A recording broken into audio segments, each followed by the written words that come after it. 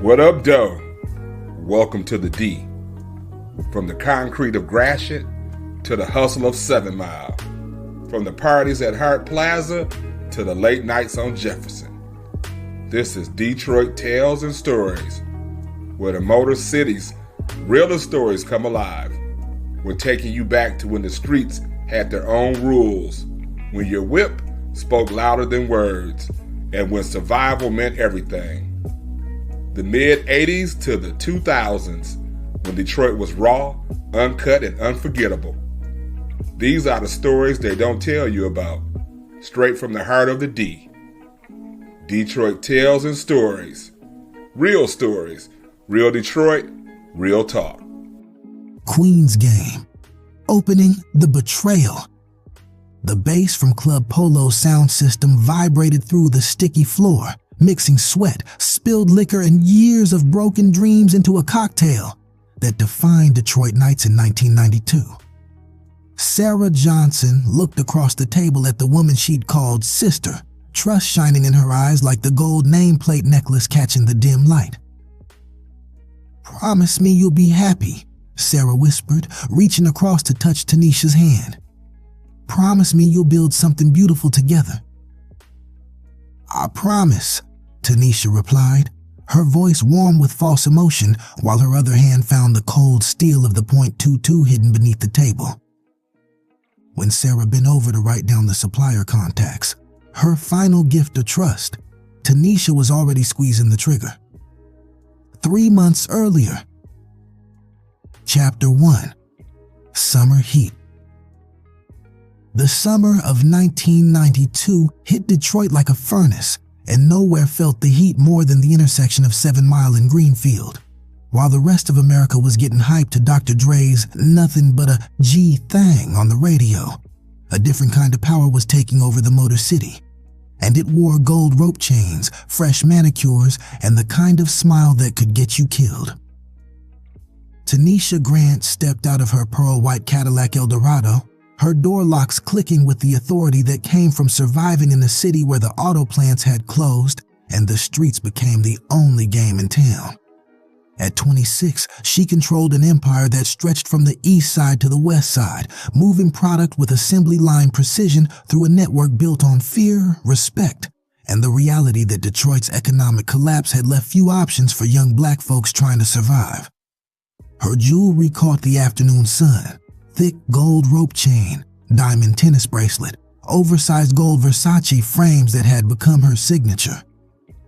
The beeper on her hip buzzed constantly, the sound of money calling from every corner of her territory.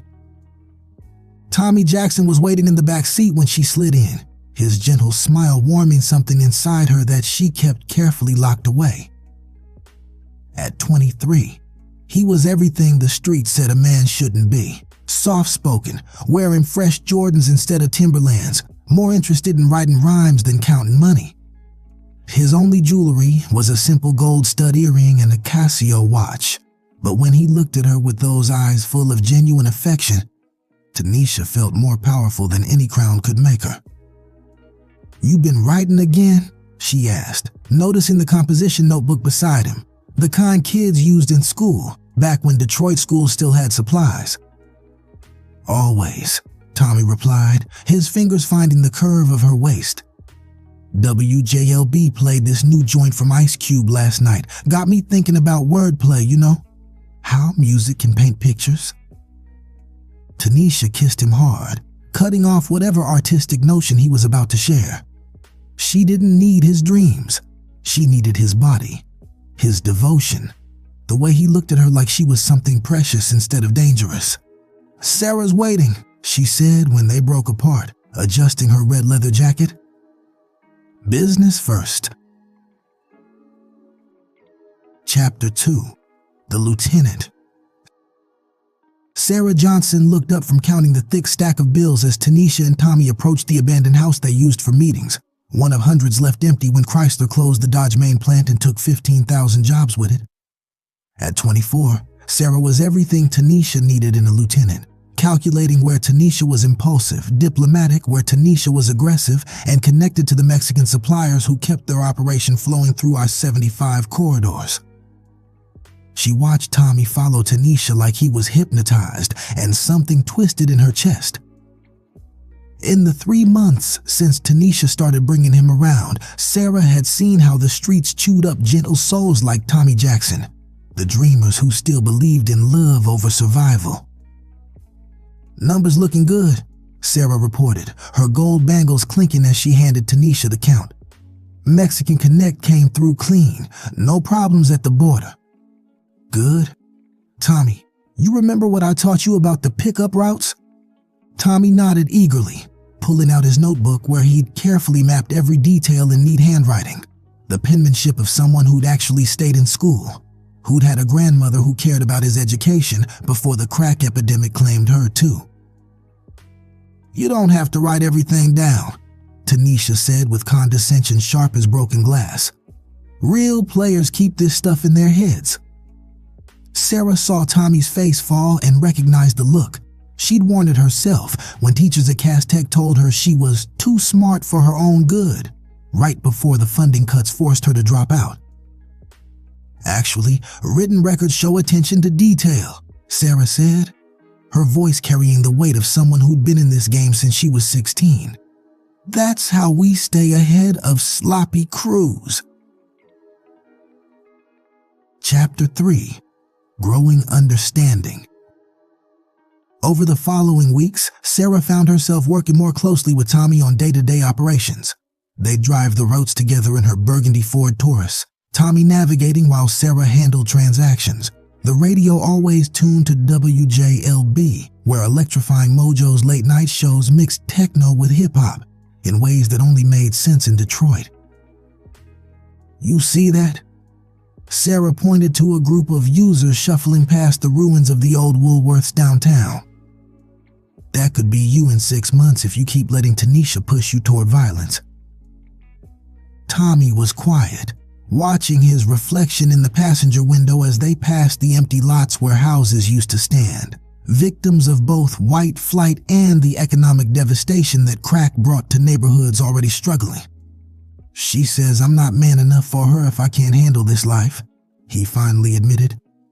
"And what do you say?" "I say I love her. I'd do anything to keep her."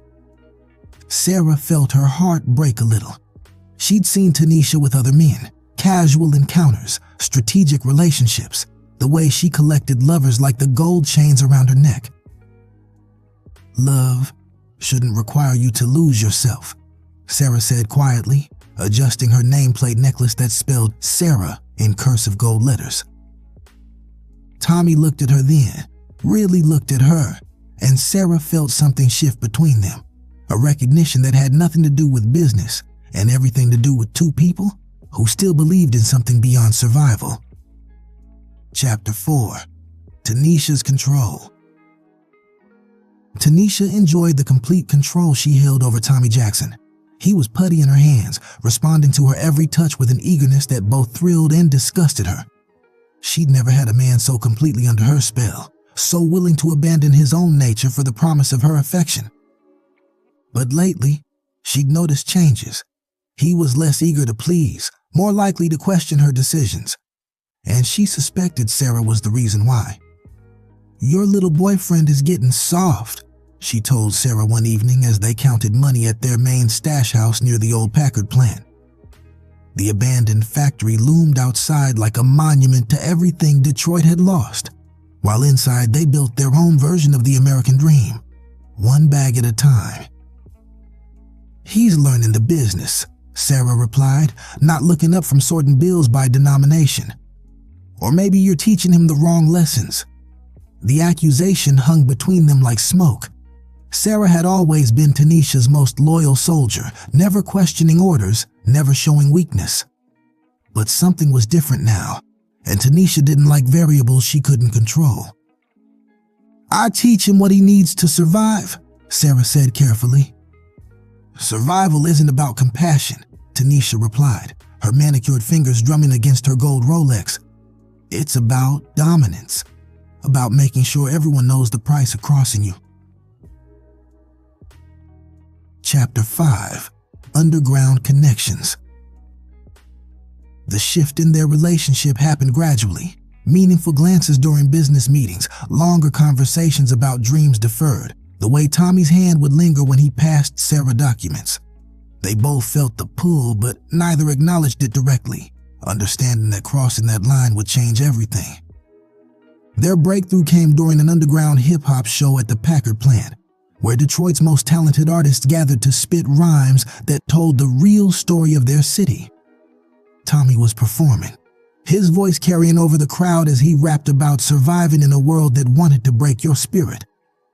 They want me hard, want me cold like concrete, but my heart still beats to that Motown beat. Love over money, that's my creed, while they plant the devil's seed. Sarah watched from the shadows, mesmerized by the man he became on stage, confident, powerful, completely himself. When he found her after the show, his eyes held a new intensity.